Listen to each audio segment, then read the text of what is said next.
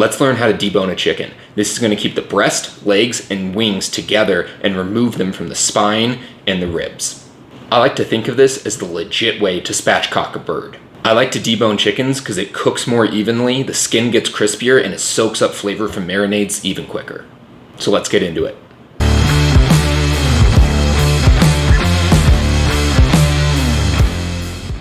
You're going to want to use a fillet or a boning knife. The really thin blade here is going to allow a lot more maneuverability during this process. You can also do this with a chef's knife. That's possible, just not ideal. This bird is straight out of the packaging. I haven't done anything to it, just patted it dry. We're going to start breast down, and we're going to look for these two little lumps. This is called the oyster meat. It's part of the thigh. We're going to take our blade and come in right above it here. And just to show you, there's a little pocket of air, a little gap in the skin. So we're going to come in here, take our blade, and cut right around that oyster meat. You can do it in a couple passes, that's fine. Once that's off there, come straight down the back. Easy. Continue down, and we're going to come into the hip joint right in here. And we just keep working through until you find that joint, cut through the joint, and clean through. And that's your full leg still attached, clean off. I'll show you again on this side. We're going to come in right around that oyster meat. And once you find one, it's a little easier to find the second because they're right across from each other. So after we get that oyster meat off there, and yeah, I messed up a little bit. It's okay. I like to cut through just to give a clean cut. And then we continue cutting down until we find that joint in there. And this is the joint that we need to cut through. So we come down with our blade, we find the joint right in there, and you just cut right through. Clean out the edge. Boom, done. There are both your legs off the body. And then you can just come through right here, clean that off, and there, done.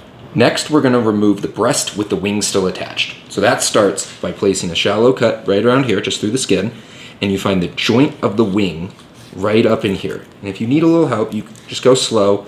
You can move the bird around right there. Once you break that joint off, now the wing is no longer attached.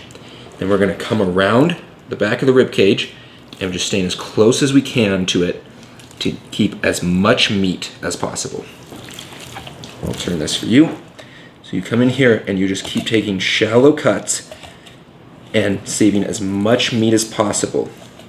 If you leave meat behind, don't worry. We're going to use this carcass for chicken stock, so it's not going to go to waste. But we probably want to be eating the breast meat rather than boiling it into stock. So the better you can do here, the more yield you'll have. Come all the way down until you hit the breastbone, this big flat bone right here. And make sure this edge is good. There's nothing holding on here. Now we do the same thing on this side. We find that that wing joint right there, and then we just take shallow cuts around. If you see any bones sticking out, just go around them, come back. Anything stays about, simple, just remove it, throw that in the trash. Just keep coming around, keeping all the meat you can on it, and you'll see the breastbone down here. You'll start to get into it. Once you get there, it turns and becomes very thin right in between the breasts. So just be aware of that. Get really close to it. And at this point, you're going to start to be able to lift the whole bird up because the only thing that's connecting it is right here on this breastbone. And once you get close enough, you can just take your knife and just cut straight down it, just like this.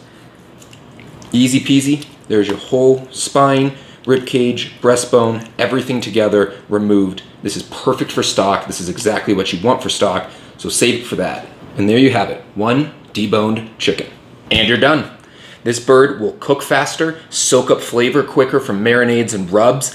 It will also help get crispier skin because there's more surface area here for the heat to penetrate and render out all that fat and crisp up the skin. You can remove the legs or the wings if you want those for a separate recipe. This is one of my favorite techniques for chicken, and it's a lot simpler than you might think. So give it a go and get ready to have some of the best chicken of your life.